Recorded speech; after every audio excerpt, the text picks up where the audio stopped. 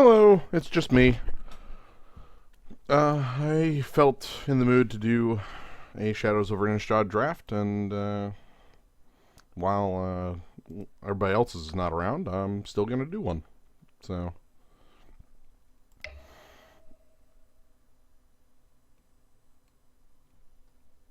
I've already done that President Arc. I'm good on arenas.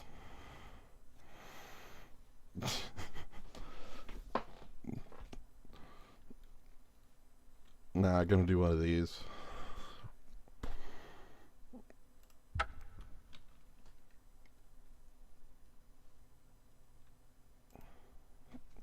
I I do a lot of arenas. Let me put it that way. Like I don't.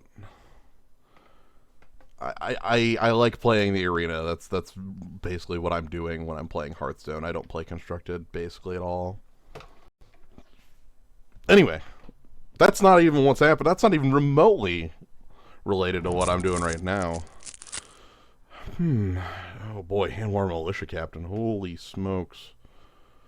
That is a powerful card. Probably powerful enough for me to just flat pick it. I also like the Lambholt Pacifist. I think those are the two, and Rattle Chains. Should probably mention Rattle Chains. But the Handwar Militia Captain flips into a pretty ridiculous creature if you have 4 creatures. And things like Vessel of Ephemera are in the color of the card. So we're definitely going to go with that. I guess where I would want to end up, like looking in this pack, I would like it if Veteran Cathar, Lambholt Pacifist, Vessel of Ephemera came back around. Kind of doubted on all 3 of those. Those are pretty like solid cards. The Vessel of Ephemera would have a chance maybe from what I've experienced, at least from playing. Like I've seen that go later than it should, but it's the only white card in here, so that's likely not going to happen. And both of the 2 drops are pretty dang solid. Anyway, Handwar Militia Captain is definitely the one, though. We'll see if White's been treating me pretty well in this set. Okay. Looking in here, we've got Giss's Bidding, Kindly Stranger, both different directions of black. We've got Emissary of the Sleepless as a white flyer, Humble the Brute as some sort of interaction, Mad Prophet. If I want to go into something like red-white... Do I want to jump in a second color right now? Is Kindly Stranger good enough to jump on a second color?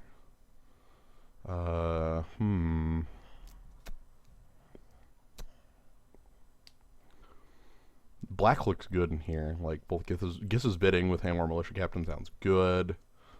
Yep, just me.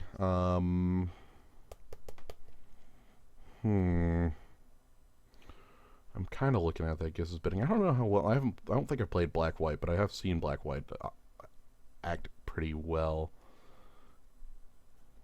Giss's Bidding wouldn't be that bad. I think I've talked myself into it. Mad Prophet's another one I'm considering pretty heavily in here, and I don't.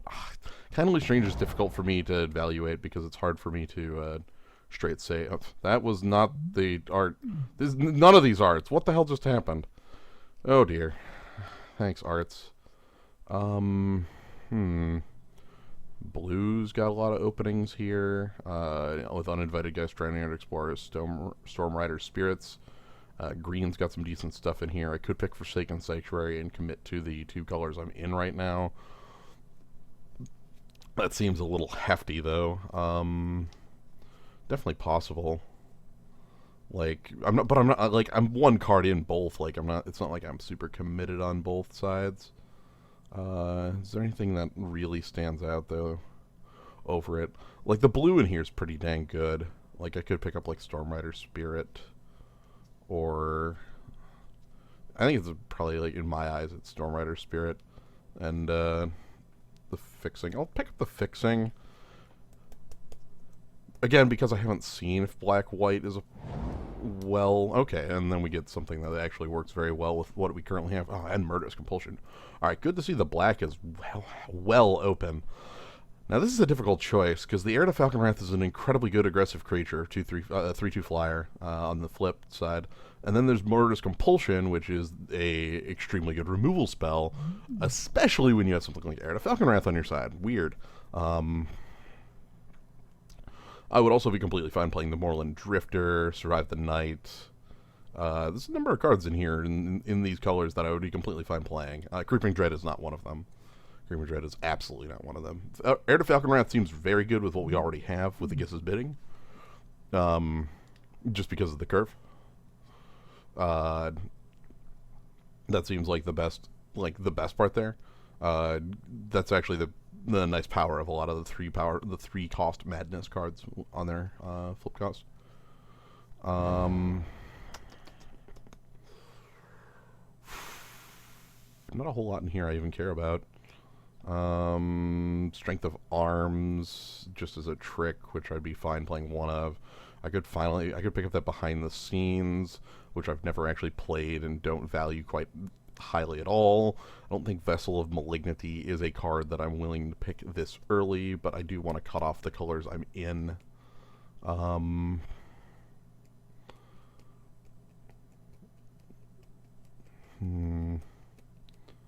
Basically everything has a couple cards in here and it doesn't look too bad.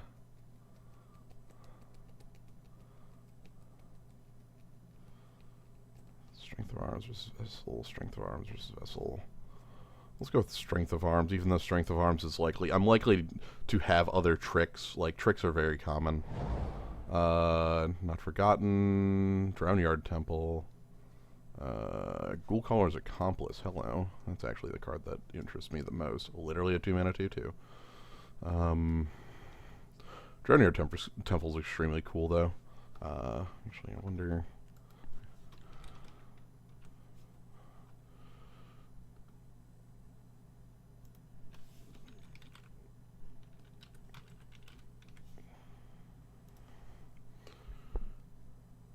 Okay, that's what I thought. Drowning Tempers have been seeing a lot of play in a couple standard decks, specifically like the red-green Goggles ramp, where you discard it to Tormenting Voice / Magnetic Insight and then use it to ramp also, which is incredibly cool. Oh boy. I'm gonna take the outside and take the Stormrider Spirit. That seems fine to me. Press for Answers would also be just fine. No, that's not the deck that I'm thinking of is just green-red. It uses Pyromancer's Goggles to duplicate Tormenting Voice or Magmatic Insight, which means you don't have to pay the double discard a land cost. You just discard one land and it duplicates a spell. And it also uses it for ramp. There's no, like, the sacrificing of lands that it does use it for is Worldbreaker. Worldbreaker, the Macabre Waltz actually would be a pretty good one here, too. I might pick up Catalog. Another Ghoulcaller's Accomplice. Interesting.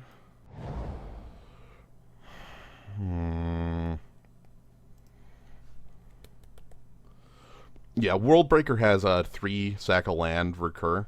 So, like, you just sack your Drowner, and it has to be like a colorless mana. It's 2 in colorless. Actually,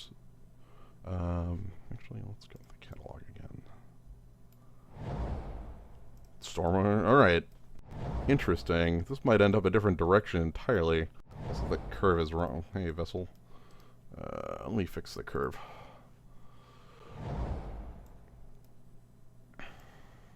Now I'm wondering if it's not like Splash for the Handwear Militia Captain, which I would completely do. At the moment, let's see if it works that way, because like Catalog with Giss's Bidding seems good. Catalog with Ghoulcaller's Accomplice seems alright. Not sure exactly where we are at the moment, and that's fine. I at least know that black looks fine here. Like, yeah, a couple of cards in the main here, Rotten Heart Ghoul, Grotesque Mutation aren't great, but they're passable. But Giss's Bidding, the Ghoulcaller's Accomplice, Heir to Falconwrath, I'm completely fine with. But yeah, Standard is very varied. The Pro Tour this weekend, which I'll get to show off some so they're actually going to be doing that gauntlet thing like they did for Modern pretty soon. So I'll get to show off some of the standard decks. But the Pro Tour had 8 different decks in top 8. Records Toppelgeist versus like Asylum Visitor. Looking at that Asylum Visitor and thinking, yeah, the last Pro Tour. I mean, last weekend's. There were 8 different standard decks in the top 8, which was pretty nifty. Looking at that Asylum Visitor, pretty nice. The white in here is also really good, though. Like Vessel of Ephemera, Dauntless Escort, and Toppelgeist are all really solid cards.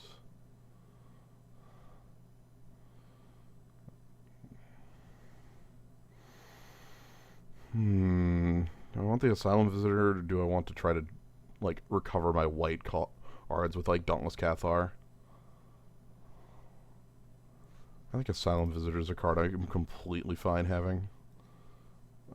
More Madness is really good with Heir to Falconwrath and catalogs around. Card draw is just fine as well. I'm gonna go with that just because even like a 3/1 with the Madness ability is enough for me to want it. And black is definitely one of the main color that I at least know I'm in. Oh, thank you. Deadweight looking pretty dang solid here. Other cards of note: Cathar's Companion, Stitched Bangler, Warped Landscape, Breakneck Rider being really good, Rabbit Bite being really good, Old Righteous Kindred being really good, but outside of our scope, because right now I don't think green or red are really what we're doing. Especially not when I have that Deadweight to pick up. Completely fine having a Deadweight. I want some sort of sign on my second color is kind of what's missing here. Like I've got, black is the obvious color. Like I don't even need to like really go over why black is the sweet color here. But I need some sort of sign on the second one. Breakneck Rider isn't enough of a sign. The rare's missing from this pack, and like we haven't been seeing a lot. Blue looks like the more likely color for a second color. I don't think you'd catch me playing Alms of the Vein. I would have to have some sort of very crazy deck to want to actually cast that sort of sorcery in a limited. All right, looks like the word has has been noted. Damn.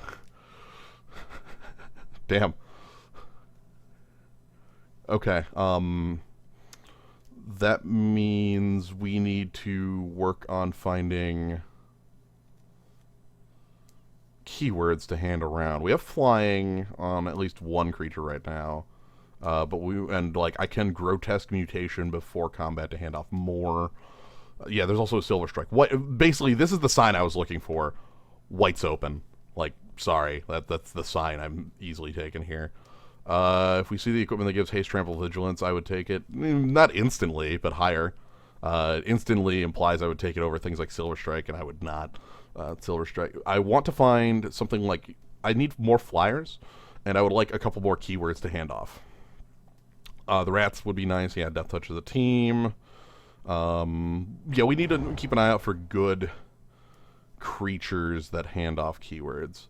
This is a subpar pack, but Ghoulsteed looks just fine.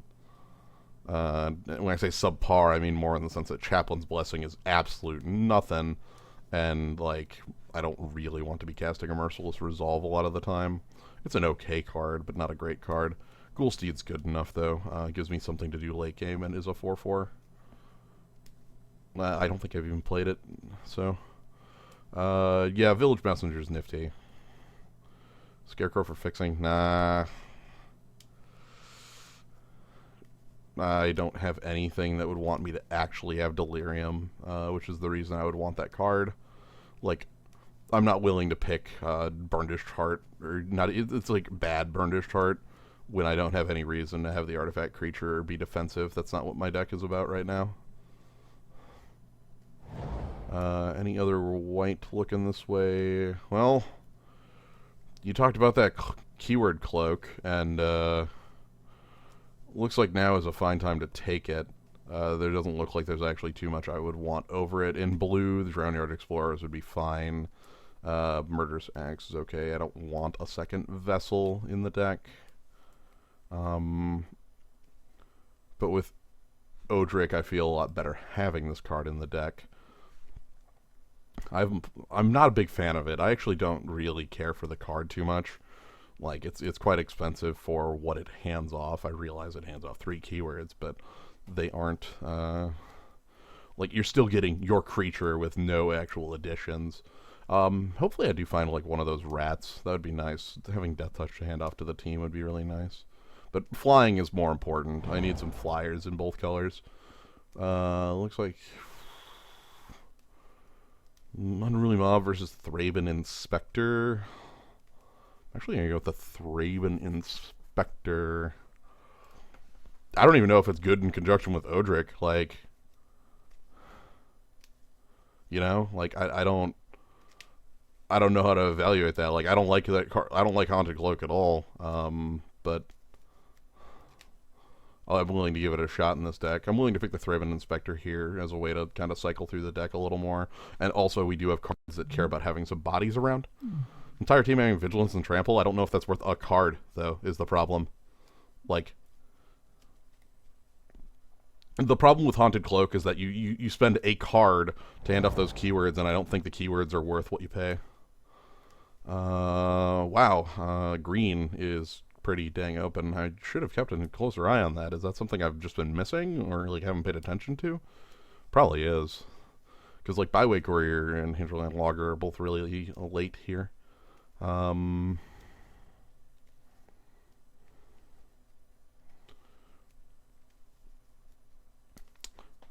going to go with the Hound. I already have a Grotesque Mutation and a Strength of Arms.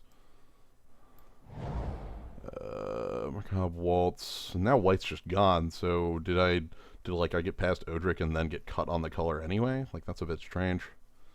What do I want? Do I want Macabre Waltz? Is that a card that would be fine to have? Is Explosive Apparatus okay enough? Not really. Let's go ahead and assume we're doing it this way for the moment. I don't even feel like I have good enough creatures for Macabre Waltz right now.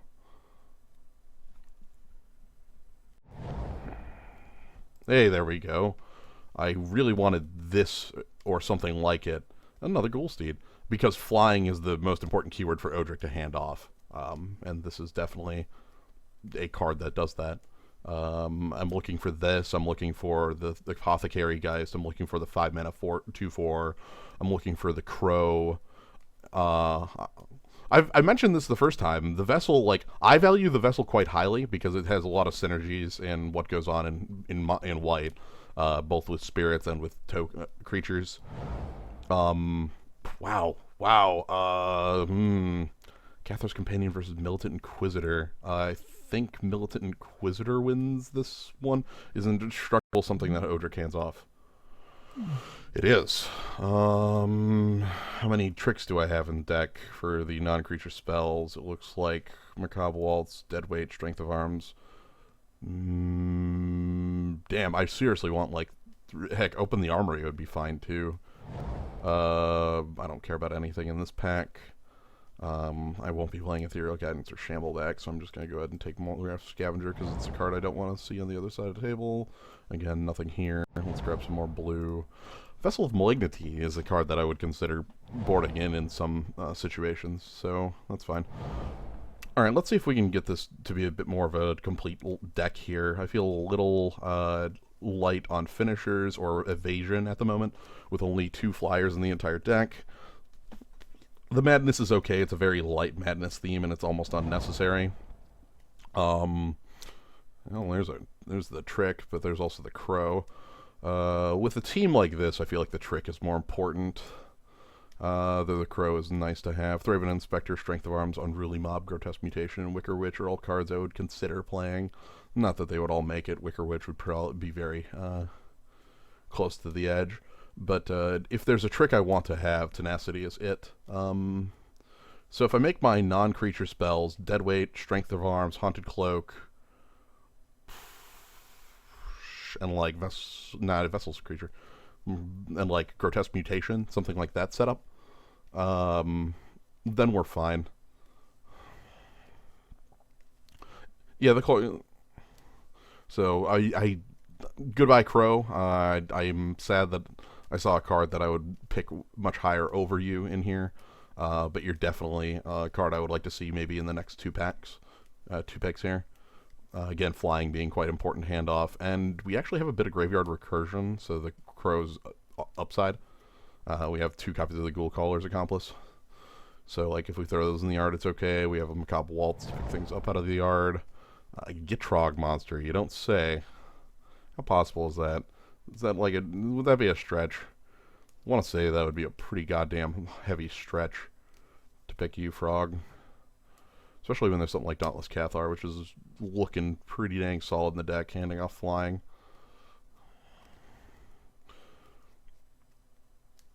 Yeah, there's probably a world where I pick that Gitrog monster and splash it. Ain't today, though.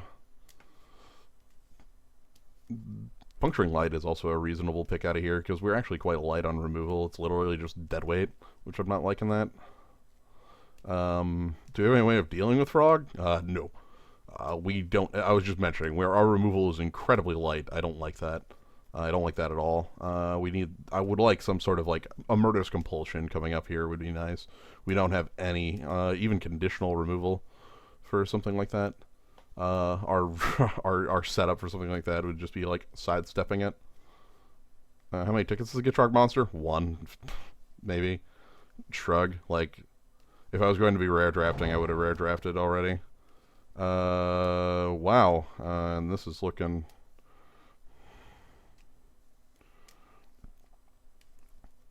Basically not enough for me to care.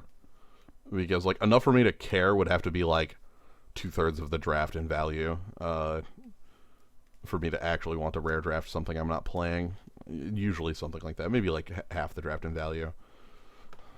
Do I want another Ghoul Caller's Accomplice? It looks like the only really card I could have. Don't want another Vessel, that's for sure. And Stern Constable just doesn't seem like this is the deck it would be wanted, and we don't have a Heavy Madness theme. And the card's honestly like much likely to table. This seems like, I feel like our 2-drops is a little heavy, and that's saying something coming from me. I'm usually the person who really likes our 2-drops. Oh, give me the Farbog Revenant. That is a set of keywords to hand off, right? Both of them in here. Skulk and Lifelink. Yeah. In also of note in here, Reckless Scholar, which is kind of stunning. I almost never see that card because it's almost a first pick in as far as blue goes. Like, I think this is the 2nd or 3rd time I've seen this card in this limited format after like 8 drafts. Biting Rain is a nice card, but as you might notice with our curve, Biting Rain kills literally every creature in our deck that isn't named Odric or like a 5-drop. So, not a card I actually want to be casting. But Farbog Revenant is nice with Odric, handing off some good keywords, lifelink mostly. But Skulk letting me maybe sidestep something like the Gitrog monster. We talked about not having an answer to that. If I can just, if I can't be blocked, then things look a lot better there. Do I want another Farbog Revenant or a Militant Inquisitor? I guess that's the question here. Like, what is more... Like, is the 2nd or 3rd point of power worth more than... Also, both Stitch Mangler and Rabid Bite in here are good cards in other colors. Like, I think Militant Inquisitor is still the pick. Because,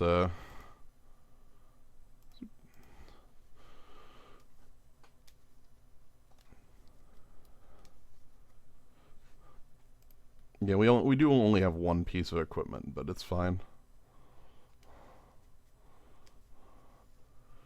We're going to need to make a couple cuts. Thank you. That is a gift. I'd say it's maybe on time, maybe it's slightly late. Skin Invasion is probably a little later than I think it should go as well, but that's about it. Everything else in here is on time. Like the Crow's like on time based on how many black drafters seem to be around, but I'm all about the Crow. This seems good. Hey, Kavanaugh. I saw you jump online. But yeah, the crow seems quite nice. Trying to think what else we actually need right now. Like, we seem pretty filled out. Um,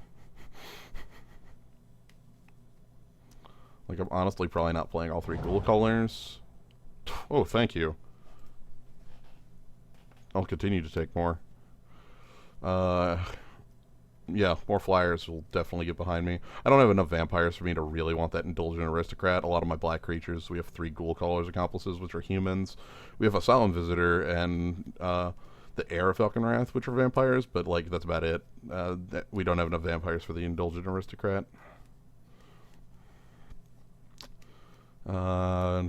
Just the wind's pretty good. Still being here too. That's nice. I am glad to hear that. That sounds like a very cool show. I'm glad, glad you had a good time. Oh, man. You know, for how much I thought white was like a color we could get into, it sure seems like everyone else is in it. Nothing seems too terribly late here. Maybe a bit late. No.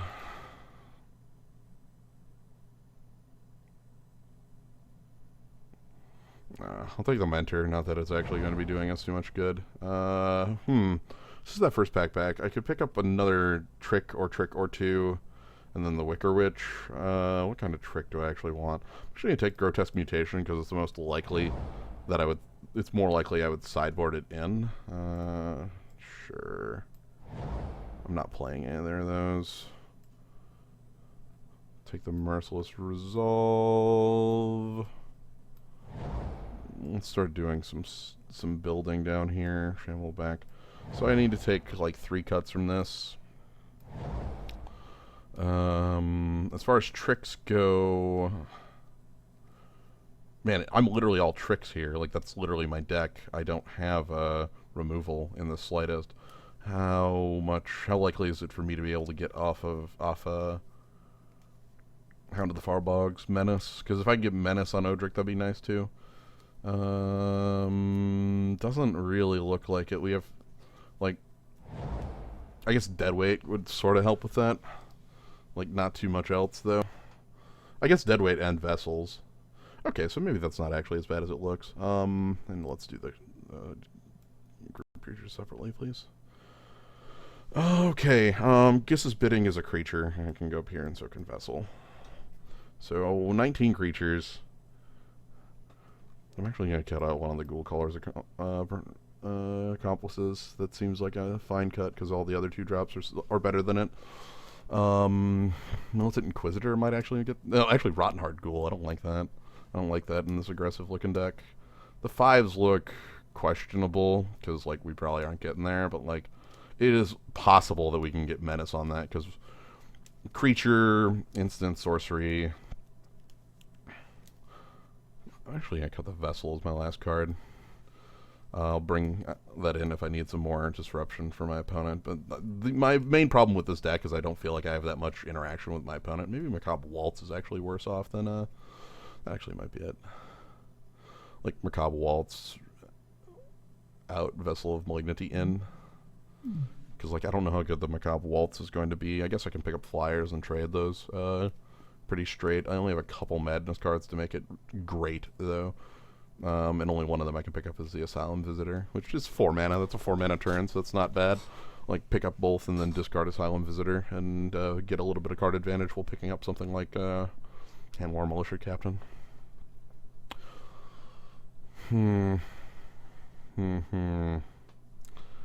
Now, we don't have a ton of ways to make use of the tokens from, like, Handwar Militia Captain and such, but we do have Odric to make them better. Like, I don't have any sort of sack outlet. But, yeah, I guess Tenacity, too. Yeah, I feel alright about this one. There's, like, a couple questions I have about, like, if I want another, like... Because I have a couple choices on my side. I have 3 Vessels of Malignity, which seems a little overkill. a Grotesque Mutation, and like a Merciless Resolve, I suppose, are my main sideboard cards. I guess that also maybe there's situations where I'd sideboard in Rotten Heart Ghoul. Anyway, it looks like black wins by 1, so it's probably like a 9-7 split with black winning. Any other? I'm just taking a look. So Strength of Arms, we actually can get the 1/1 off because of Haunted Cloak, which is nice.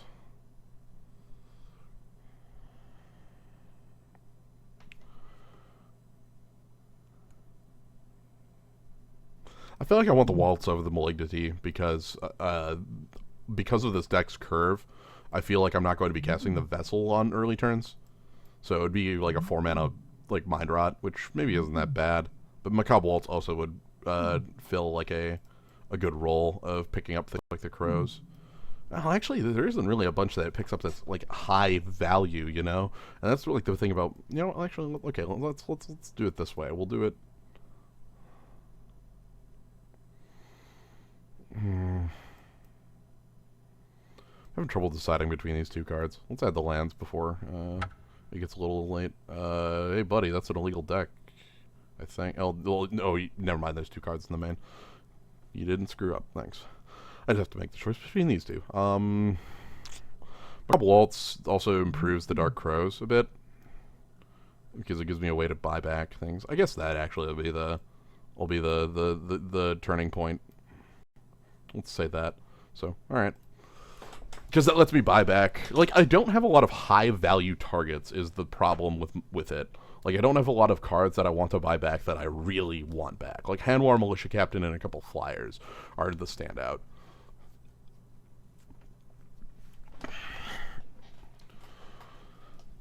I guess I wouldn't feel too bad, like, if I had to, like, pick up Thraben Inspector with it. You know, like, that sort of card advantage grinding is pretty nice.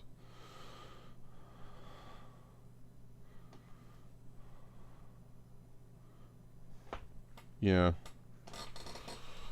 Yeah. Okay.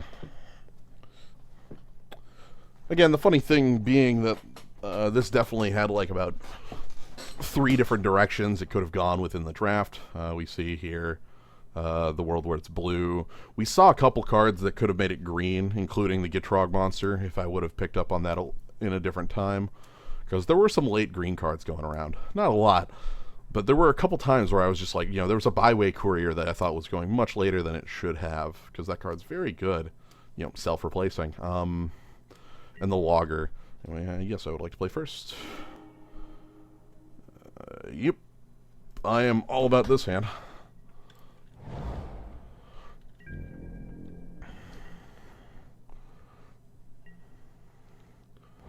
This seems just fine. So let's go ahead and get the Asylum Visitor down now, because it's the most aggressive start. Carbster 123, born in the year 19,123. Strange.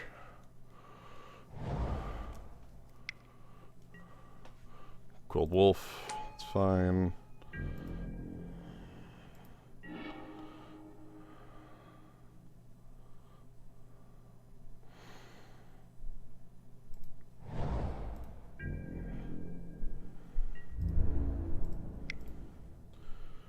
Completely willing to make this trade if my opponent's willing to make it, because Cold Wolf is a worthwhile card to get rid of.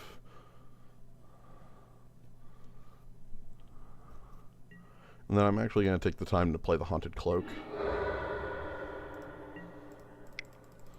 because I could basically play the Ghoul Caller's Accomplice on the same time scale next turn. So I don't really have a reason to go past about 5 to 6 lands, and I do have some discarded effects that want me to hold on to them. Okay, fork in the road. Okay, so they're actually quite close to Delirium. Sorcery land creature.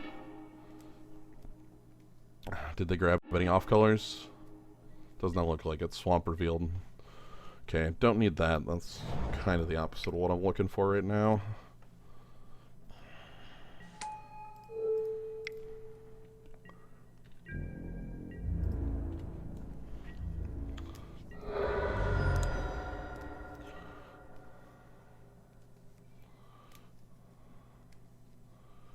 I would like to draw Heir of Falconwrath. That would actually be my favorite draw right now.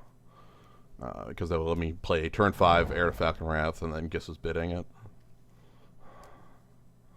I feel like my opponent's going to play something sizable. A 3/4 Solitary Hunter would be a... Oh, Pack Guardian. Wow. Sorcery Speed Pack Guardian is an interesting choice.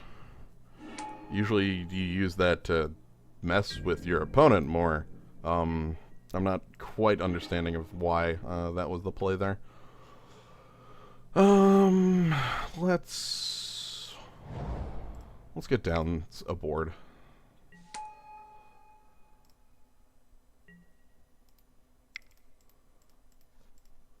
So again, this is the reason I'm not a huge fan of the keyword cloak.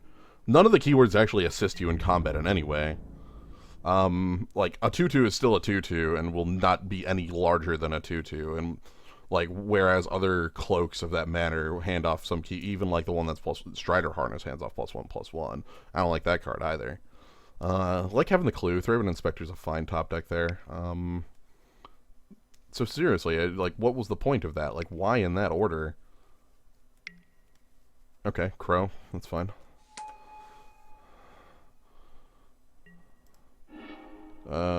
Delirium is not online.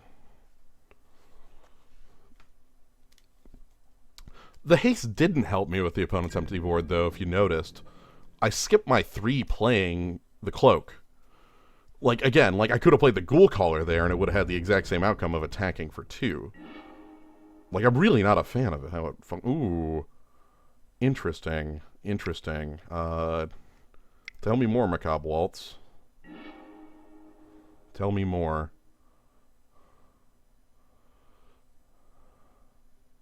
I need another dead creature. I would like my opponent to attack with a Pack Guardian so I can block with Thraben Inspector and a zombie, and then set that up. Excuse me. Because, like, Asylum Visitor on an empty hand would be nice for me. I'd like to be able to get some cards back. So the Crow's going to start pecking away. That's fine. Opponent's also... Okay. That's fine if they're just kind of playing these, like, creatures that I actually can trade with, but I do need something to break the stalemate here is the realist issue.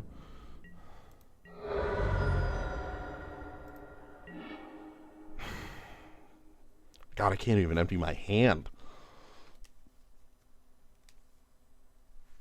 That's annoying.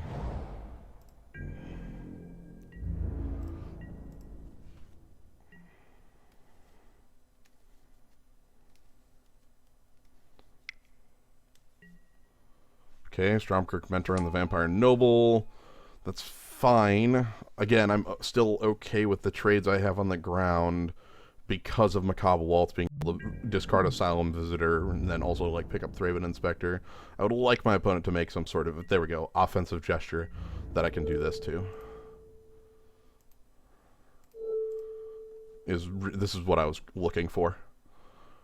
Again, I really, really need to not top deck a land here. Because I would like to be able to empty my hand. Actually, yes, I need to draw like a 2-drop, which I guess I'm in the right deck for it. Not the most likely, but can happen. Also could have let the Ghoul Caller die. That's incredibly annoying.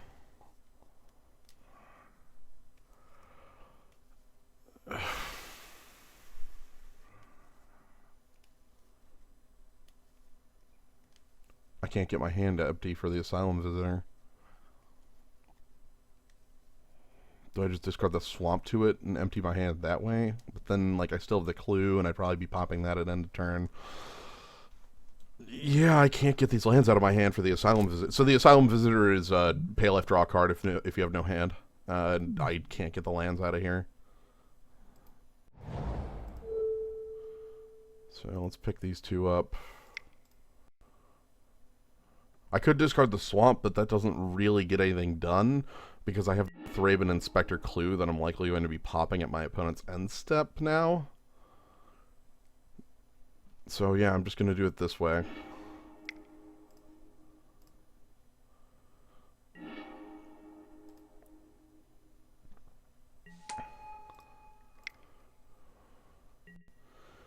And then we don't move the cloak because I don't actually want to be attacking with the Asylum Visitor, do I?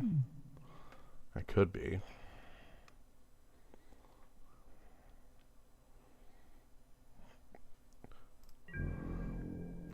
No, I kind of want this Asylum Visitor to start getting me cards. I'm going to use it to block the Pack Guardian if it comes in, though. Yeah, maybe. I've got a couple of blocks. One thing that's also an issue here, my opponent's been at 4 to 5 cards in hand and hasn't made a land drop since 4, which means their hand is just gas. Like, important to note. Like, I'm drawing a lot of lands here, and I still have to fight through whatever my opponent's got left. So we need to make trades based on the knowledge that my opponent can refill this board probably twice over. Okay, Loam Dryad. So board presence that lets them sort of ramp up next turn. That's nice. The bad thing is, like, Asylum Visitor probably isn't going to do anything because I'm likely just going to draw... Like, if I draw another land off the clue, I can't empty my hand.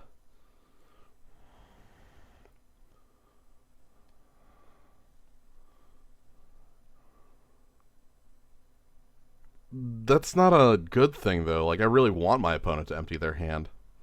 Yeah, I'm willing to trade the Ghoul Caller here.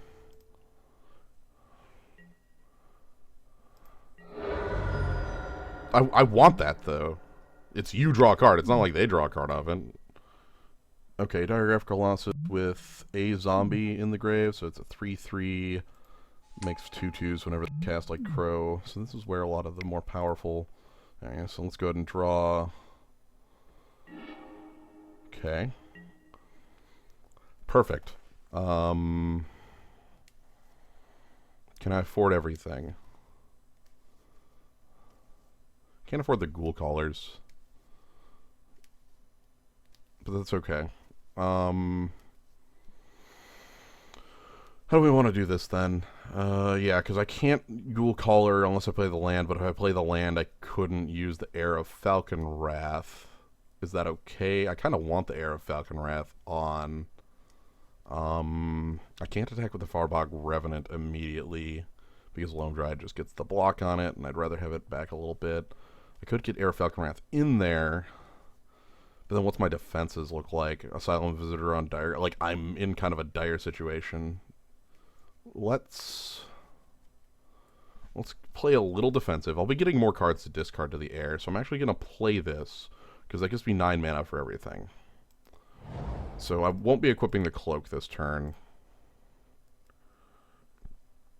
But I will try to be getting a board here that can stand up to my opponent's board, which is kind of a problem anyway, because my opponent's going to be able to be making much better cards than me. At least having a lifelinker, I can, like, with this, I can slowly offset the Asylum Visitor if need be, though I need a way to answer the Crow. Deadweight would be good there. But yeah, 2 cards to the Heir of Falcon Wrath because of the Asylum Visitor is nice, because then next turn I can get in with the Heir of Falcon Wrath. Also, if I find, like, Odric would be incredible here, because I could Flying Vigilance my team. Like, at any time, Flying Vigilance lifelink my team. So Odric would be, like, the top deck I want at this point, because I've finally assembled a set of keywords that makes things look really excellent. Yeah, incredibly. Oh, wow, tapping your 3/3. I guess that is actually your least usable creature. So 5 is this Gitrog. Hound of the Farbogs, which makes a 2/2. You still don't have Delirium, though, so it's just a 5/3, which means I can trade with it. But yeah, free 2/2 is a bit annoying. Don't think my opponent can really make any combat maneuvers at me, though. Which is fine. Like, I mean, other than the Crow, obviously. So yeah, I want to draw Odric here. Odric would be a huge swing. And then whatever the other card is, I can just ditch. I would ditch it to Heir. So, no hand. Free card draw. Handlar Militia Captain, you say? Interesting. That is good. A team of creatures to block with. Also, what, a 7/7? That becomes an 8/8? Like, that is a threat. Okay. Yeah, let's go ahead and... play the Handworn Militia Captain.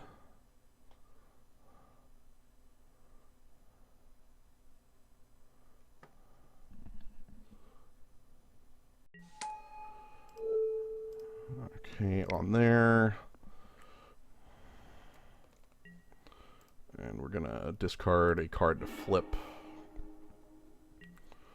So Haste, Vigilance, Trample, and Flying. So this is next turn that it flips. I also have an extra card coming my way. My current problem is actually next turn's attacks looking pretty heavy at me. That's a bit of an issue, and I might have to make some odd blocks to live, because I need Handworn Militia Captain flipped, and my opponent can make some excellent attacks. I didn't attack with the Farbog Revenant because I wanted it as like a trump blocker for this zombie over here, or an additional like block on like Pack Guardian with a 2/2, something like that. The block is more important right now than just gaining life off the attack, and I wanted the Vigilance on this because the Crow opponent still has yet to draw a land. So the question is, what backbreaker can they play on 5? Like a removal spell, an instant would be pretty good. An instant removal spell would be pretty good. Both of those things I just said would be very good because now they have a Menace on their Hound, which doesn't actually change too much. Like, it was likely I was going to have to double block that anyway if I wanted to kill it.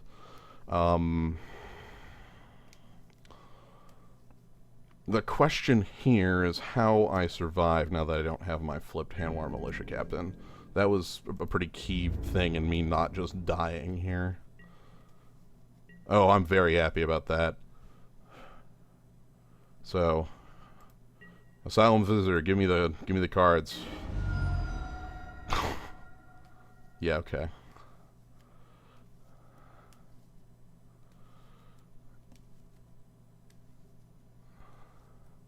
So I just have a 3/3, no text. No attacks either.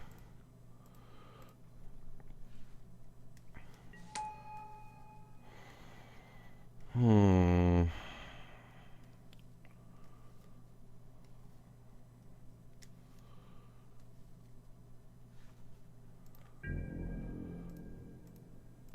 Three three's nice though. Blocking like things like Pack Guardian.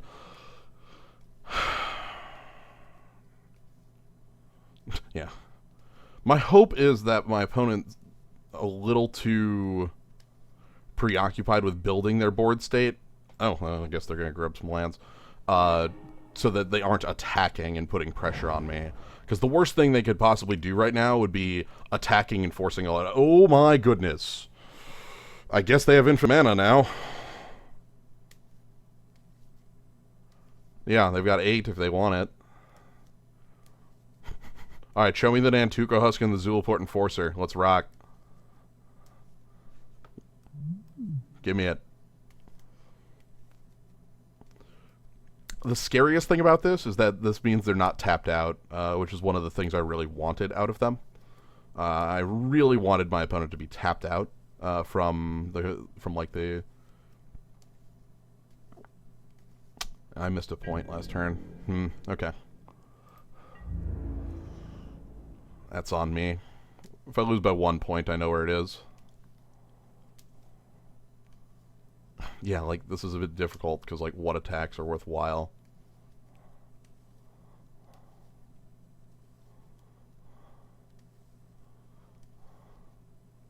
Like, how many of your creatures can you attack with? Militant Inquisitor is going to make a fine block here, though. I'm going to go ahead and have Militant Inquisitor block on the 4/3, and I'll take whatever's coming to me from the other one, because I can afford not to have that on the, like, Odric turn. Now, if they have some sort of trick, that's fine. But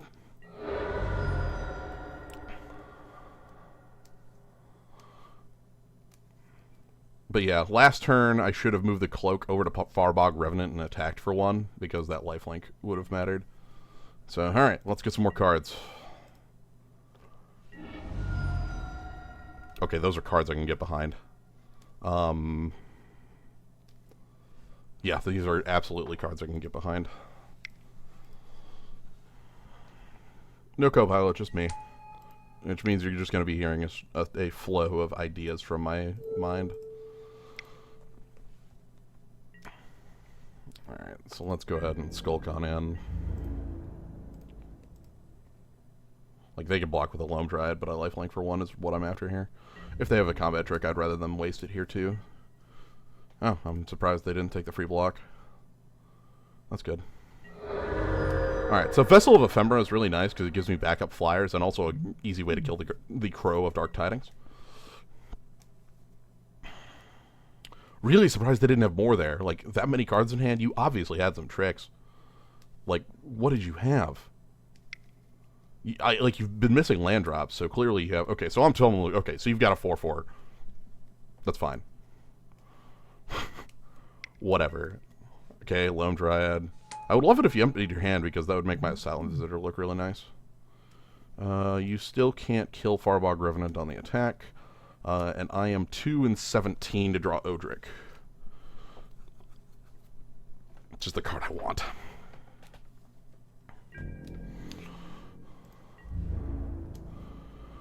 I wonder what the attacks are. We have good blocks at least here.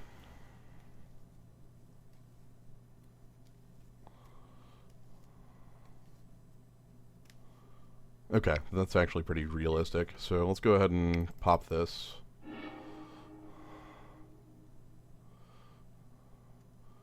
So the way I'm going to do these blocks is pretty simple to me. It's Thraben Inspector plus a zombie on the Hound. And because that's the least that I can give up. And then a 1/1 flyer on that. I want the board to be slightly less complicated than it currently is. Not by much, just slightly. Alright, so mill 2 off my opponent. Let's see what we get. I also could have blocked with a Ghoul Caller's Accomplice as well to get that in the yard. And flip that up. Likely a slightly better block. Let's find out what our draws look like. Ooh, give me that.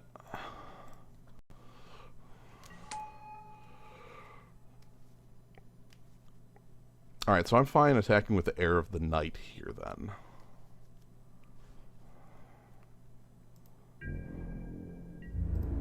And the Farbog Revenant.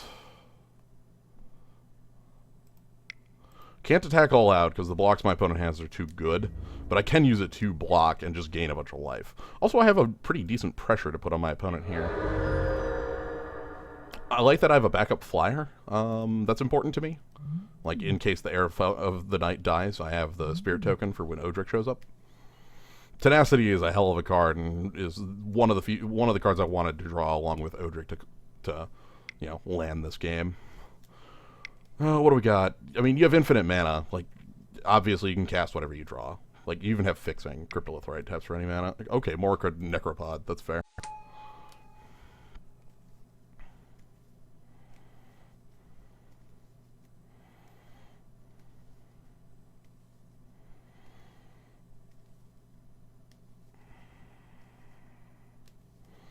I wonder what my opponent's mistake was about over there. I'd really like them to make some attacks here. Yo, that'd be a sweet attack. Please, give me that one. I'll take a free point of life. Yeah, dog's unkillable. I can actually hand off Indestructible from the Cathar's Companion. Oh, sweet. Okay, I'm gonna go ahead and take it then. Alright. The more my opponent attacks all out into this, the better it looks. Okay. So, let's figure out how we want to do blocks. First things first. Let's play the blowout. Volcano!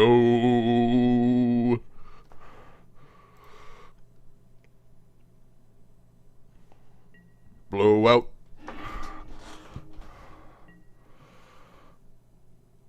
So, oh, that's rude.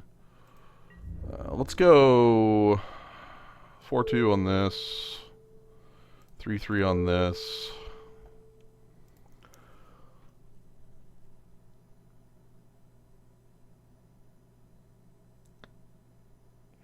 Three on this, and then everybody else on this.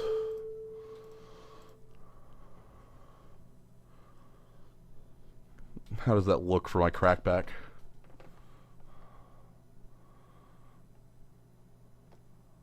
I'll still have both flyers. I might not... Let's actually pull the Asylum Visitor back. I don't want that dead. Let's do that with those blocks. Curbster's not happy about this. I wonder why.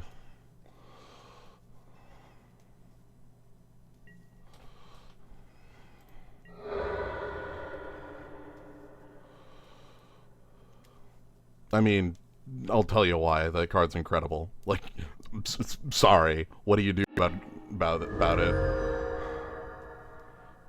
Anyway, I'm at 25 now.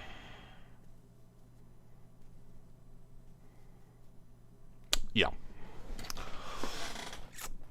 Welcome to Tenacity, by the way. I've been talking that trick up, but I don't think I've quite demonstrated why it is the trick it is. And this is the reason why. This is why I hold that trick with such high regard. Thinking the Ghoul Caller's Accomplice, number 3 is fine. There is one that Indestructible the team from the last set, but it didn't hand off the... Actually, like this. Like, I don't actually know if I want the Hound of the Farbogs. Actually, more so, I might want the Rottenheart Ghoul, because that seems like a good blocker on a lot of his creatures. He had a lot of, like, Stromkirk Mentor and, like, 2-toughness type creatures. Any Rooter tricks in recent memory is not as, like... Yeah, there's some, but, like, that one's just the most back-breaking of all tricks, you know? It's this, oh, whoops, like, out of nowhere, you gain 15 life and your opponent loses the combat. Do I want Hound of the Farbogs in? Because I want Rottenheart Ghoul in as, like, a good blocker for a lot of the creatures he posed in that game.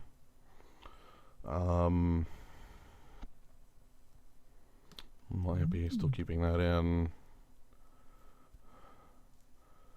Alright, let's go this. This should be okay. Alright, let's see if we can get a good curve again. I'm glad that worked out. The Asylum Visitor... I got to show off how the Asylum Visitor fixes things up. Because that took that game from one that I was straight losing to one that I could actually play in. Well, welcome to Mulligan City. Ain't keeping this one. That looks a lot better.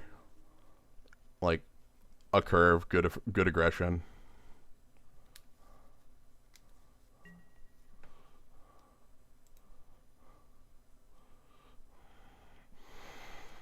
Probably want the third land. Now, is that something I want? I'm going to say yes. I realize that's a bit of a... That's greedy as hell of me, but... Odric with an air seems to be good. Especially with Grotesque Mutation, I can do a great look-like Tenacity. Alright, so my opponent has... Okay, so they're going to be doing fixing for a little while. That's fine. So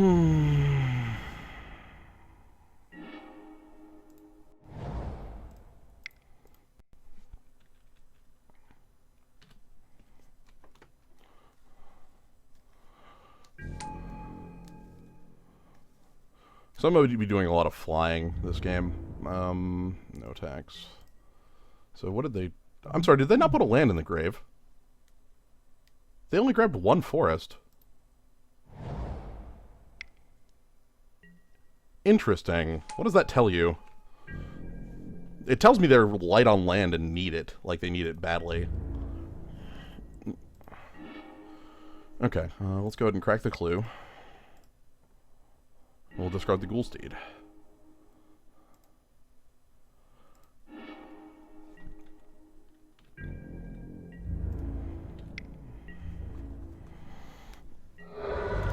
Because if I get the third land, I would really like to get that Ghoulsteed back in play just as a large body. Alright, what do you got? Stormkirk Mentor. Okay, so you have to attack for some pretty good numbers at me. That's fine. Grotesque Mutation might be the way to save face here. This is game 2.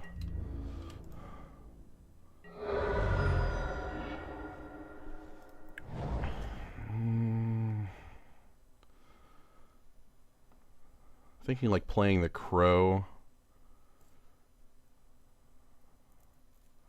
Maybe the Militant Inquisitor and then holding back so that I can block Vampire Noble. My opponent's on 2 cards in hand, so like spending a couple of my cards to beat his cards seems fine. Let's do it that way. I'll hold back.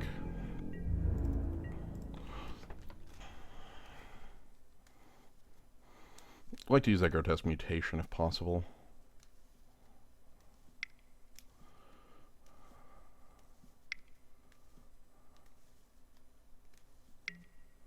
Okay, a 2/2 Diagraph Colossus, that's fine. You overtap for that, bud. That's okay.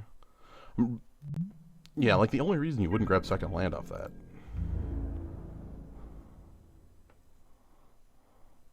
Now, if he attacks with both, I'm just going to take the flat trades here. I realize that I lose my flyer, but I have replacements, and I'd like the board to be a little simplified. Getting this power off the board is really what I'm after. I can deal with everything else.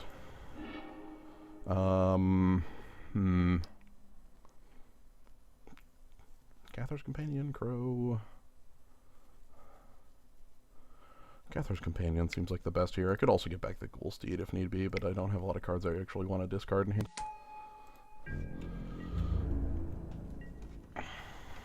I'm willing to take 2 from that Diagraph Colossus. So opponent has a couple real cards in hand, probably some 5s. Yeah, this looks like a 5 to me. Hound of the Farbogs. That sounds good. They didn't put a land in there, so that's not going to have a... I would like to draw a 4th land right now. Okay, Dauntless Cathar is good, though. Do I want that, though? Do I want Dauntless Cathar? Because I'm also thinking, like, Grotesque Mutation on the Cathar's Companion mid-combat. Actually like that better. And if nothing happens, I'll just go ahead and Ghoul Steed, discarding the Dauntless Cathar and something else.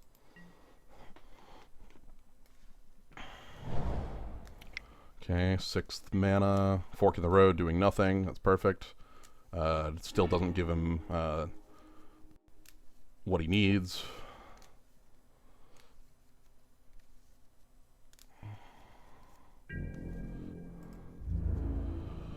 Okay, so actually the blocks here are going to be really interesting if he attacks with anything more than the Hound of the Farbog, because you'll check this out. So what I'm going to do, I'm going to go ahead and block here, dog, and here. And then we're going to go ahead and make the dog indestructible and use Grotesque Mutation to gain 4 life.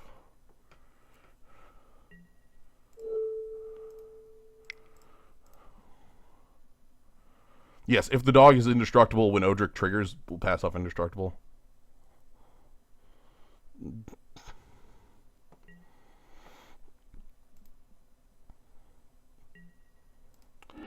You did not. 3 card types.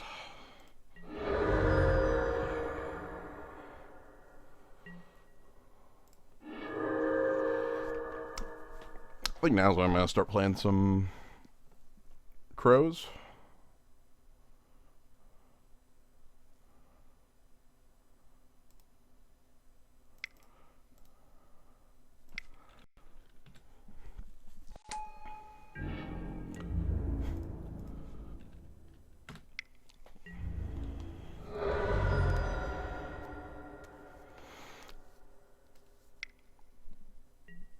Okay, Autumnal Gloom, which does not have the, it's not on yet. It could be soon. 3 card types.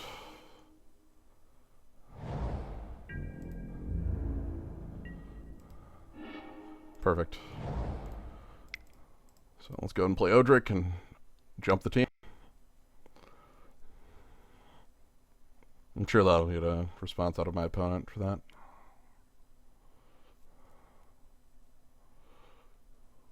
That's the response I expected. Yeah, because I can just jump the team with the crow. It's funny how much silence annoys people like this. It's interesting. This went well. My Grotesque Mutation played out exactly as I needed. And even if he had Delirium there, it just would have been like double blocking Thraben Inspector dies, so that's not too bad. I gain 6. I'm very happy about this. Felt on Unification. Yeah, this was good. This deck worked very well in both games. This one on a little bit of the fact that I kept Odric set me back a little bit. That was a definite greedy keep out of my, especially when I have a lot of these other things to do. But yeah, Grotesque Mutation's a very good trick. I have a lot of love for lifelink tricks. Though Grotesque Mutation not as much as other lifelink tricks, because like one toughness just usually isn't enough to save your guy. In our instance, it was the 2/2 versus the 1/2, so it became a 4/3. But a lot of the time, when you have a lifelink trick, like there's a lot better. Like my favorite lifelink trick of all time, one of my favorite tricks of all time, honestly, is Swift Justice. 1 white for +1 power, first strike, and lifelink. Because in the format, Return to Ravnica, which is honestly, it's not one I ever streamed. Because I started at Gatecrash, so you didn't get to see me play in Centaurland. The Swift Justice was just this card that just said, oh, by the way, you win the fight, their guy dies, and you gain 5 life. Like, or 4 life. 4 or 5 life. Usually 4 life, because it was on a Centaur token, blocking like another Centaur token or something like that. But, like, when I say Centaur token, I mean like Centaur token or Centaur Healer, which also gained 3 life and was a Centaur. Centaur Healer was so good. Return to Rev was, yeah, it was a format I never actually streamed any, because I started at Gatecrash doing my streams and stuff. So, like, you got full block, but never, like, triple Return to Rav, which was a really odd format. Again, defined by, like, these centaurs that existed in it, so, like, 3 toughness was his baseline. Also, like, there was just this rare that won the game called Pack Rat, which is pretty cool. Pretty freaking cool. Yeah. But again, yeah, it's basically, when I'm doing things like this, it's a lot more stream of consciousness. I just say whatever's coming to mind. I think I like that. I feel pretty decent about the deck we have.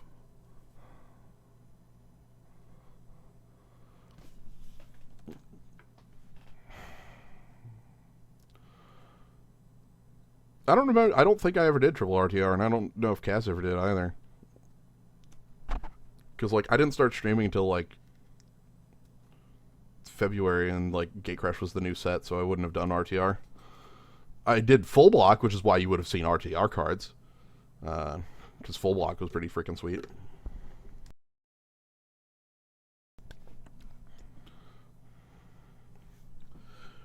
I did have Bad Horse in a full block draft where I had that with a Mardu colored deck.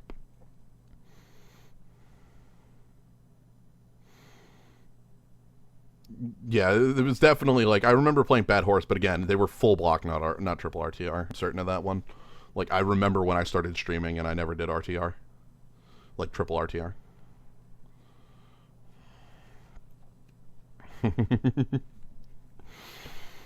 Man, those videos are of dubious quality as far as recording goes, and sometimes play. I remember I looked back at a couple and just like watching my decision tree of like missing lethal damage or like making incredibly obviously bad blocks. Like, it's not terribly often, but it's noticeable.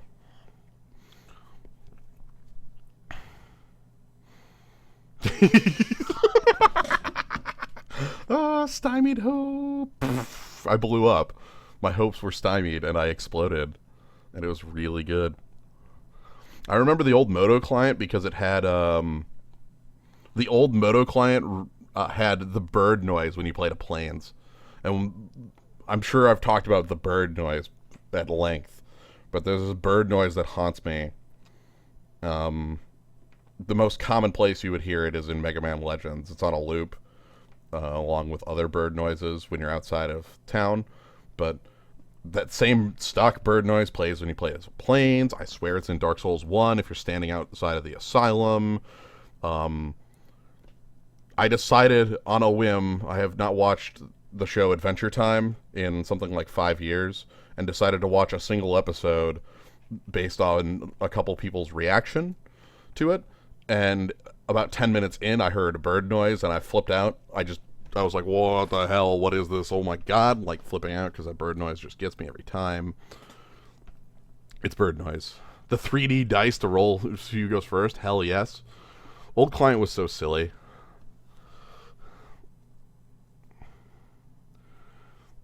Yeah, I've never found like birdnoise.mp3. I'm still searching for birdnoise.mp3, but clearly it exists. I could just make birdnoise.mp3. I don't know if it was there's a bird noise, but I don't know if it's the bird noise in FF8. I don't remember. Because there's a difference. There are a bunch of different bird noises, but there's one bird noise that's the bird noise. It's the start of the whistling bird when you're outside of town in Mega Man Legends. Yeah, it's probably from a library of stock sound effects. I just don't have access to a library of stock sound effects. You know, I'm certain that's where it is. Everybody polka. Oh man, I need to do some Chandelar. Yeah, like how do you search for that bird noise? You know, that one. You know, that one. I mean, all right. And I would like to play first. Hell yes. Oh my god. Boom, boom, boom. Tenacity in hand. Hell keep. I am in. This looks incredible. Like, we're gonna get to hand off Skulk to the team. Ooh, Town Gossip Monger. And we'll grotesque mutations, so we can hand off Lifelink and Lifelink to the team if Farbog Revenant isn't around. Okay, so one thing about Town Gossip Monger is if my opponent plays a 2 here, they'll have... Oh, wow, they're a constructed deck. What the hell? Okay, if they play Always Watching on 3, I'm in hell, okay? That's how this works. Do I want to deadweight something? Do I want to... Kind of want to deadweight. Kind of want to deadweight the Gossip Monger, but that doesn't work. Maybe it's just play the Farbog Revenant and it's okay. Like, don't attack, obviously, because it blocks as a 2-3. And don't fall for that trick. Let's definitely play a land.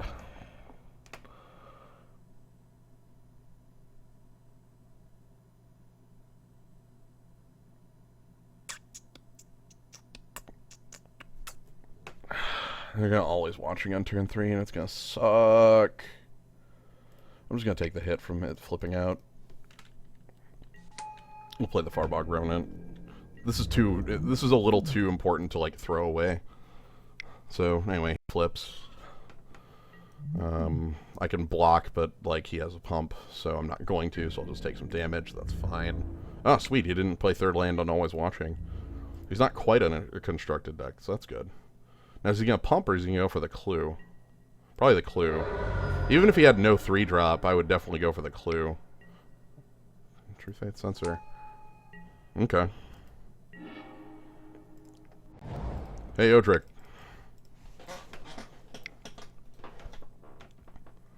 Give me the power of Lifelink. And Skulk. Yeah! Alright, so now we'll lifelink back all of that life we lost. We're holding Tenacity as a combat trick along with Grotesque Mutation. Things are looking up. Oh, a second color. Sweet. So our opponent's aggro, but they missed their third land drop. I'm surprised they didn't sack that clue, like that they went with the True Faith Sensor. Like, I mean, realistically, they couldn't have expected me to play Odric. Oh, by the way, I get the keywords every combat. Just, you know. So you know. Yeah, I'm taking this hit. That's fine.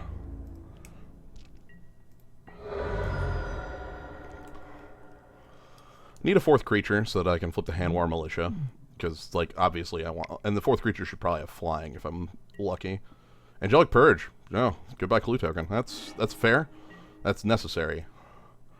Okay, so...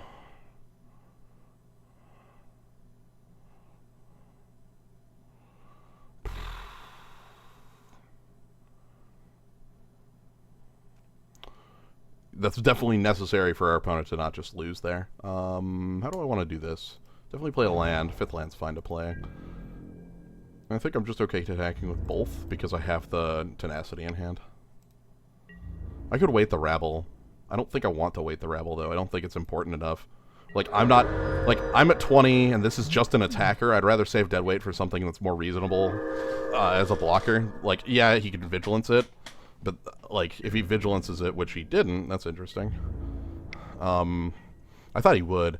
Because if he Vigilanced it, then I would feel a little more realistically that I need to deal with it. That's the other reason, is that it doesn't actually deal with it. If I deadweight it, he can just equip that and it's a 2/2 still. So.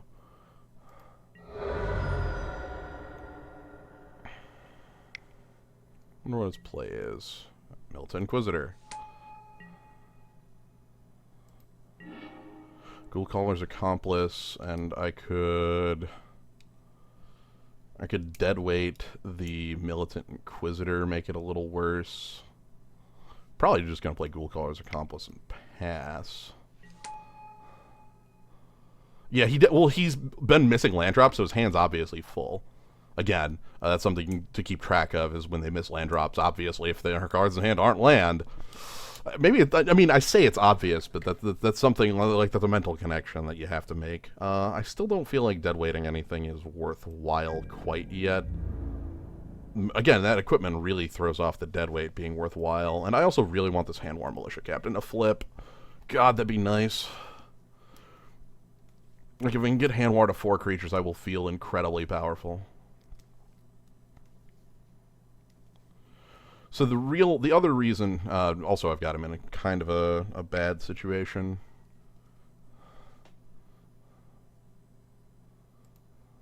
So it's 4/4 and Vigilance.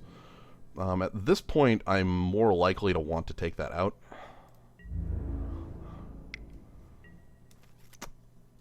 But I gotta figure out in what way.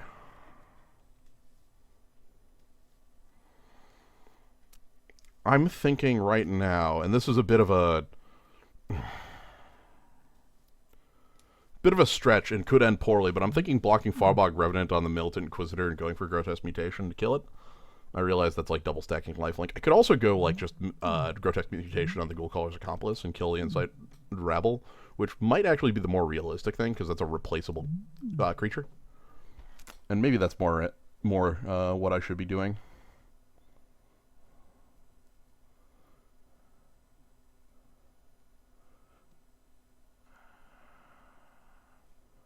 But, like, this one's free. Problem is, like, again, like that equipment's quite powerful.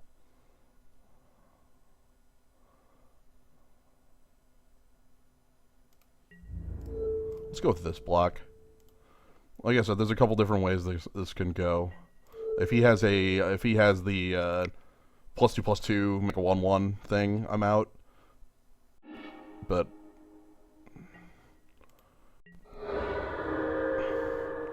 seems not, which is good. I'm back up to 20. Explosive Apparatus. Oh, shoot. Hey, Thraben Inspector. You're sounding pretty good.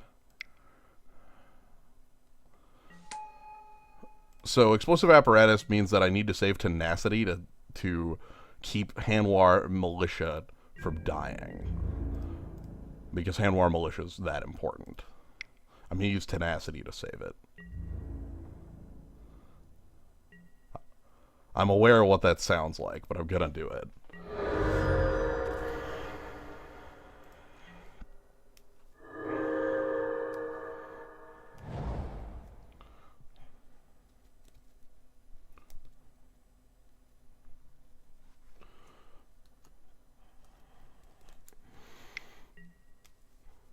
Okay.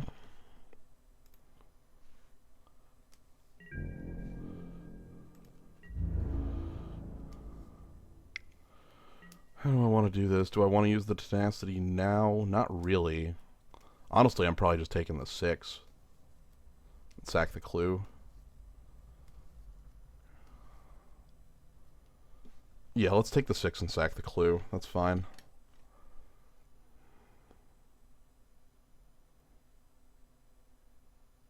Because I could Tenacity, but it's not actually going to get me a kill. Yeah, it's a shock for 3, so we can't use it this turn. I would take 6. My left hole's not in that dire straits.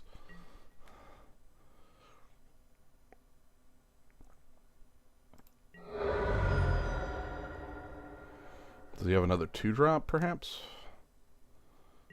Wonder what his green is, also. Again, our opponent's got a quite good aggressive deck here.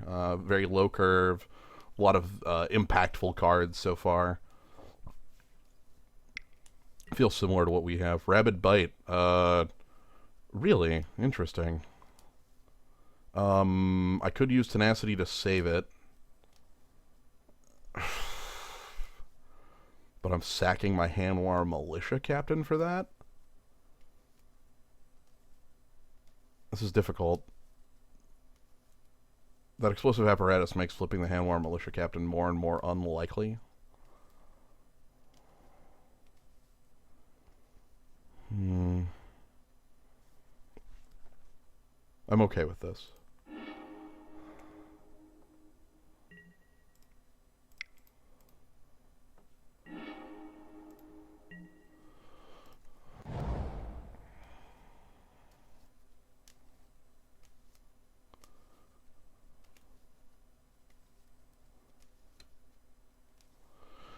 The worst part is here, like, he knows that I'm leaving up a really obvious trick. We're gonna deadweight this.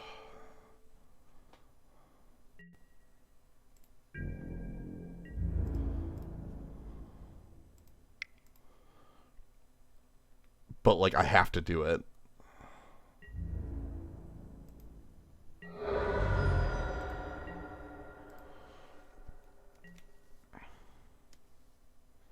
It's very difficult to get to that 4 creatures. I need to top deck the making some spirit tokens. That'd be really nice. Okay, so taking 4, that's fine. If we just trade back and forth like this, I'm completely fine with the outcome. Wow! Ouch. More Thraben Inspectors. And a byway courier. Alright, my opponent's got creatures for days.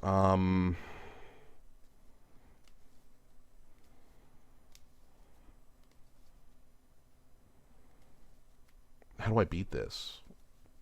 Like, I'm playing around that explosive apparatus, but I don't think I can any longer. So if I'm not going to do that, how am I going to play around? Like, byway courier is pretty powerful. We can use the ghoul card to make a zombie. I've been passing on it because I've been holding up tenacity because of that explosive apparatus. Like, there's this dance that hasn't... There's this unseen dance where he knows I have a trick. He knows that I am holding a trick in my hand because I didn't use the ghoul. And I might just play the crow here and hope that he doesn't have, like, a good enough trick.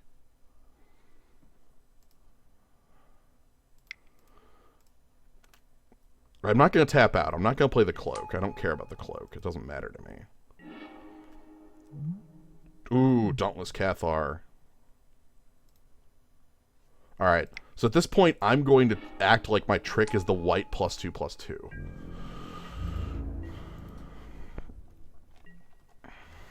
That is exactly what I needed. Of course, my trick isn't the white +2/+2, and he also has, like, a pretty lethal swing back. I mean, I need that Hanwar Militia Captain to flip, but I don't think it's going to happen.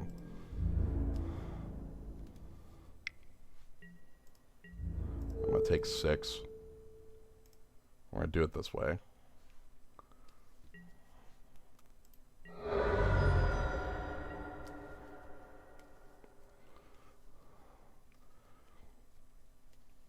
I need him to buy my bluff.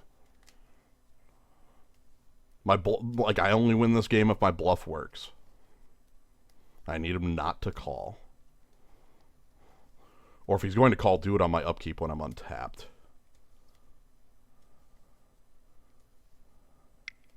Damn! He called the bluff. Okay.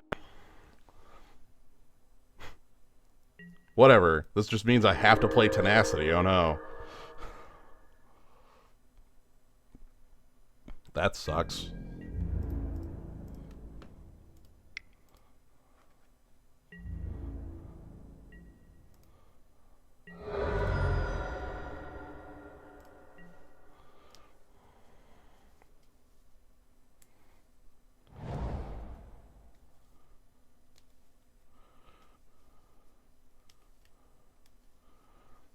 I'm repping the worst trick in the world here, too.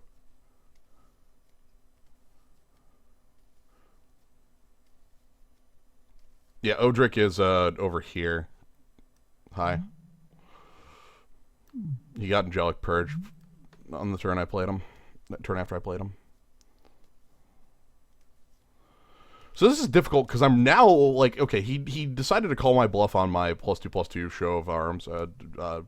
Show strength, show... +2/+2 make a human. But now, like, I have tenacity, and that means, yep, he's gonna have to call. So let's go ahead and show him what for.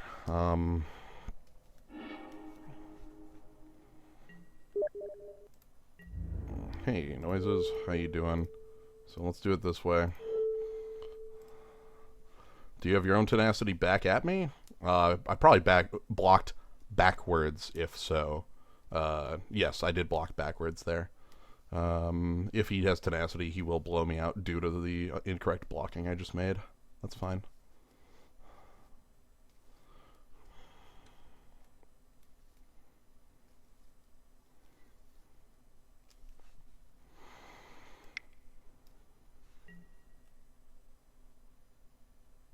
Okay, so that was happening regardless on one or the other way.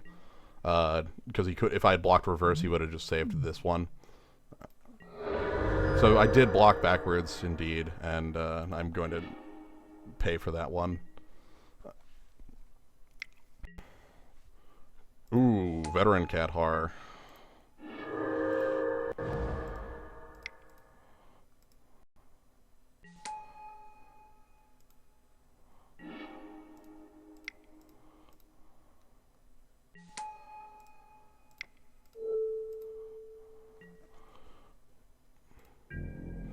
Now, I can't actually attack with Thraven Inspector because he has lethal back.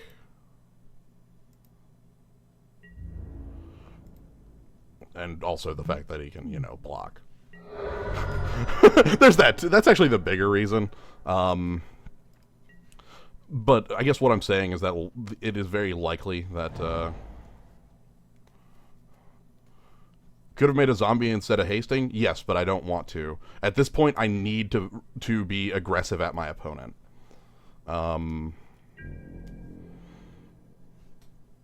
That's how I'm winning this game, is being aggressive at my opponent. I realize that there's I'm taking a lot of damage for this. I'm going to block here. And he can double strike me down to 1.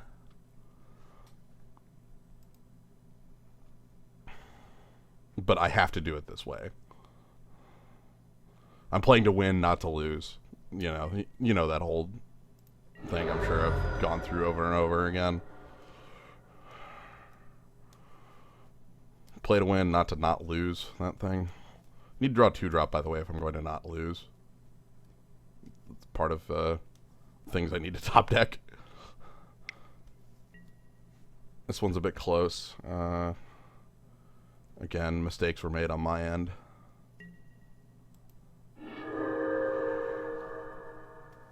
Ghoulsteed, eh?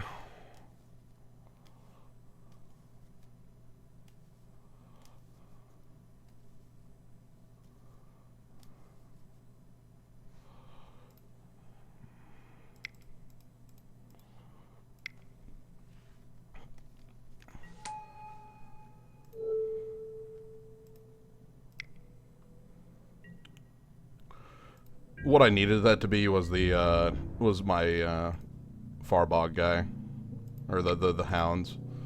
I'm gonna try this. Obviously, it won't work, and my opponent does have lethal back at me if they realize it. But I have to make the attack this way anyway. I need to attempt at lethal rather than try not to die. Because like if I attack with just the Ghoulsteed, they go ahead and just whatever. That's fine.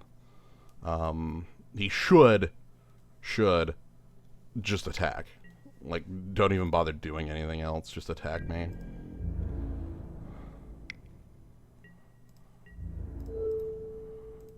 Okay. And then double strike your byway courier. Okay. Very close match.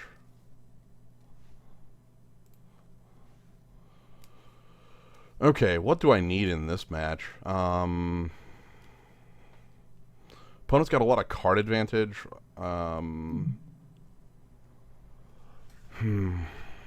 What's bad here?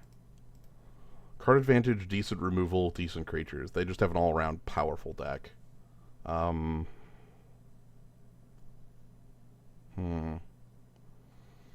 Like, their creatures are slightly better than mine at base in most times. Really need the Handworm Militia Captain to flip. That is so close.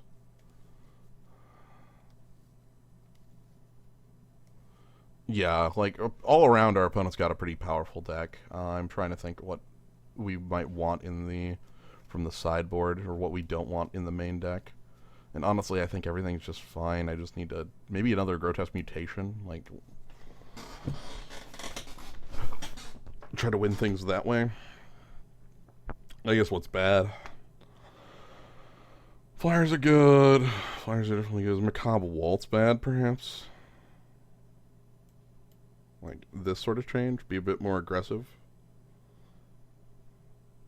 I might go with that, because a lot of their removal was, at least the Angelic Purge. Like, play first, yes.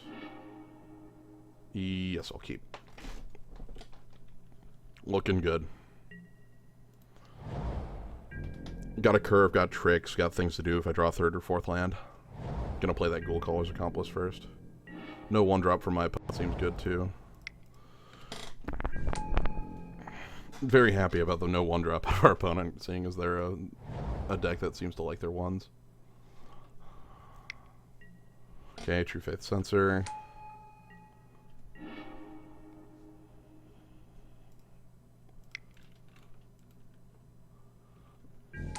I'm glad they play. Again, I'm glad that they're a bit slow here, because I'm a bit slow as far as lands go, but I'm a bit fast as far as my curve goes.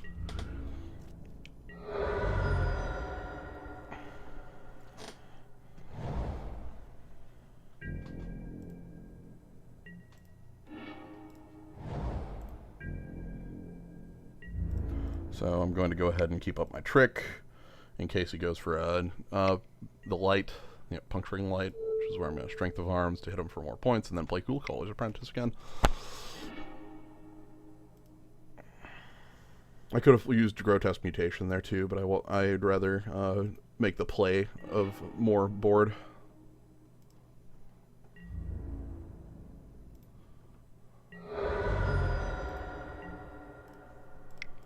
So let's just keep building. That's our last opponent, not this opponent. Please do not associate this opponent with last opponent, like, because they're not the same person.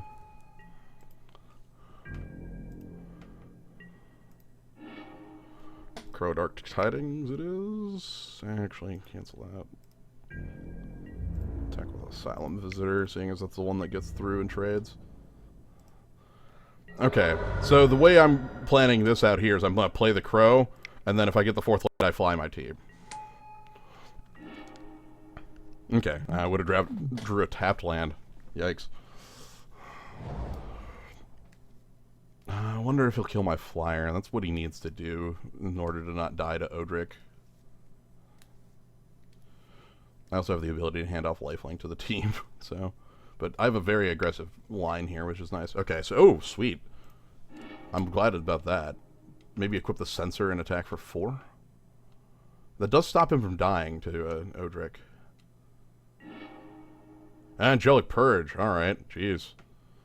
You got it, bud.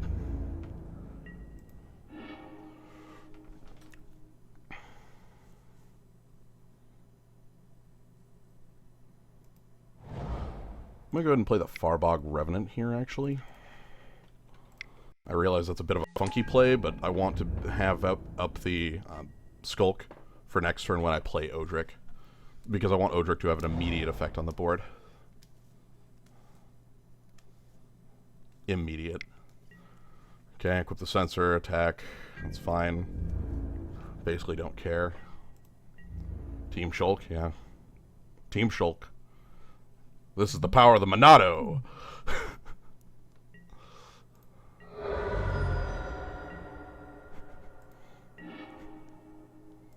I've got a vision.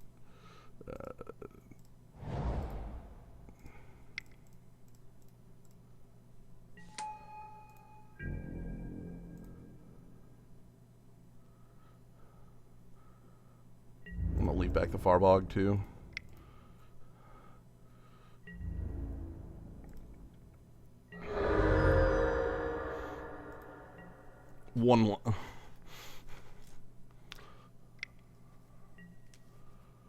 Oh! See, I thought it might have been Puncturing Light, by the way, is the reason I didn't attack with the Farbog Revenant. I can't give up the Skulk. Giving up the Skulk would result in me losing the game. By the way, I've won. Just as a heads up, the game is over.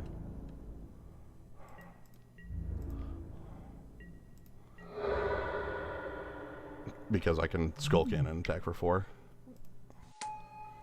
I don't care how many Thraben Inspectors you got. Anyway, that's the power of the Monado.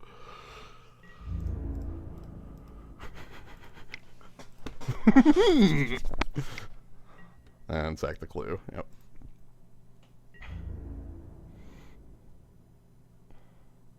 Perfect. Thank you, Shulk. So our opponent had a very slow game and could not actually play, which is bad. Like that's not going to be effective against us at all.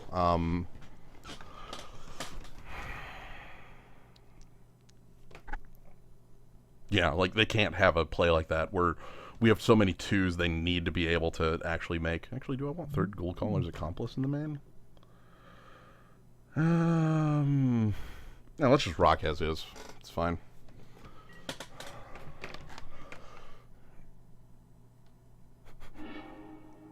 This is not good, and I cannot keep it.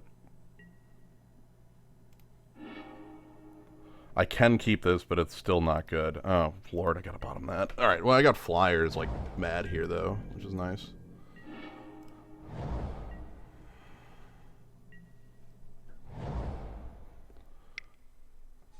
Oh, God, Duskwatch Recruit? Oh, goodness. Did you know this card is, like, maybe the best 2-drop in existence in the block?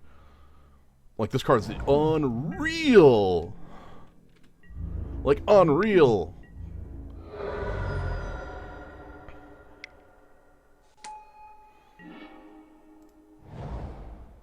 Anyway, we're gonna go ahead and play the...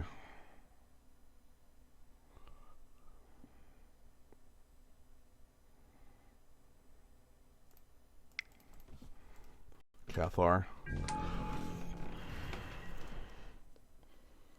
Because this is like a 2-drop that just keeps chaining you into cards, which is really its biggest power. Oh boy. I'm gonna try.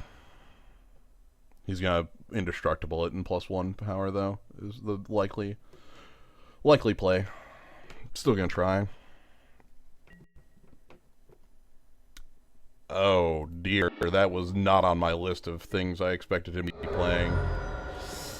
Oh boy, that kind of kicks me out of the game more than anything else. Yikes. Grotesque Mutation in the yard. Yeep. I don't have a good answer for that anymore.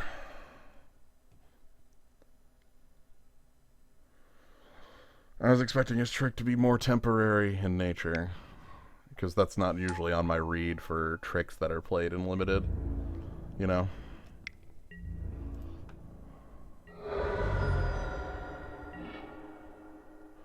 Okay.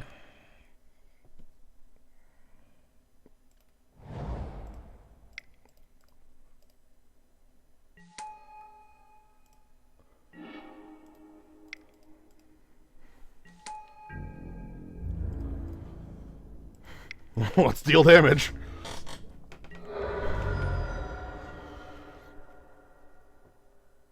So we have 3 card types. If my enchantment dies, we'll have 4, so the Hound would have Menace, which could menace my team, but I need to lifelink my team. Okay, so there goes a blocker. Can you get rid of the other blocker? Swamp Plains, that's fine. So this forces a chump block on Duskwatch Recruit, or else I lose, so we make that chump block. He probably makes more, yeah, oh jeez, Veteran Cathar too. Alright, so we go make a Ghoul Caller's Accomplice and pass it back. Yeah. I kind of got run over on this one. A little bad. Like, I can technically not die this turn, but that doesn't do anything as far as living. So it looks like we're taken out by a very powerful green-white human deck. I'll do that. Actually, yeah, I gotta block that, or else they can double strike. Levy, you got a strong deck, let me tell you. So you double strike your Cathar, so that way you kill my team. Crow mills 2 more. There's the Hammer Militia Captain. And no spells, so that becomes a 5/5. Giss's Bidding isn't castable. We cast the Hounds, but that's way too little, way too late. Basically, we beat this deck when it failed to actually make a drop until turn 4. And we came very close to beating it on a fair game. And then this one was just nowhere near fair. Like, we just got crushed in it.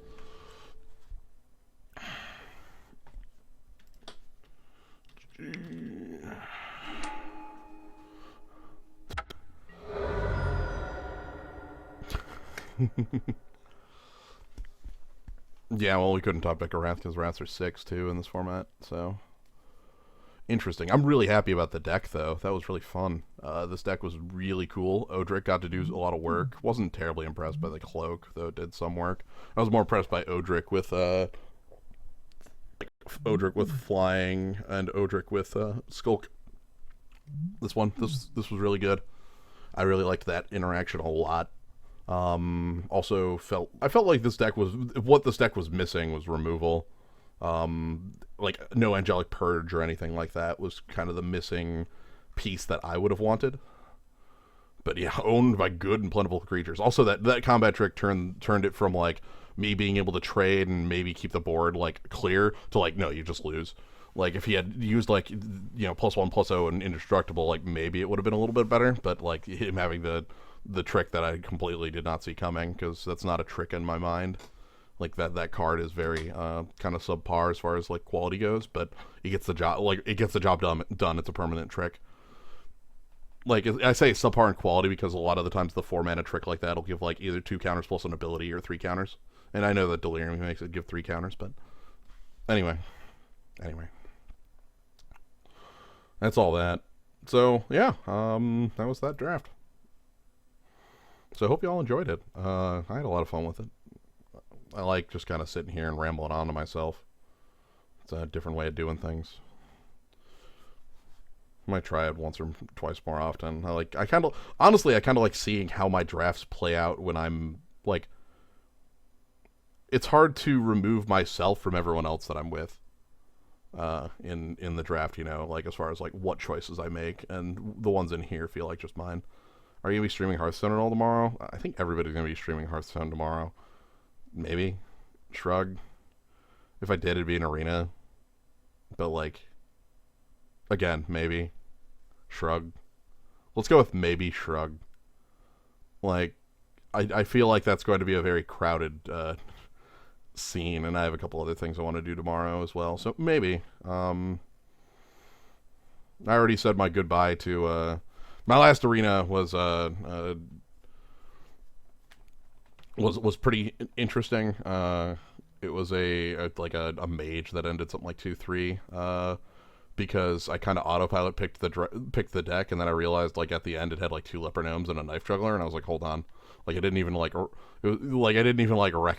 that the cards are different when I was picking them. I just picked them, and then I'm like, oh. Let me tell you, knife juggler at 2/2 dies a lot easier. Really doesn't trade very well. And a 1/1 leper gnome doesn't do too well in the arena. It's not really the card you want. So anyway, but the ones I had before that I posted about. They were the like 7 wins one and the 10 wins one on the last 2. I was very happy about those. Anyway, I'm rambling on. So I'm gonna say goodnight, everybody, and leave you here.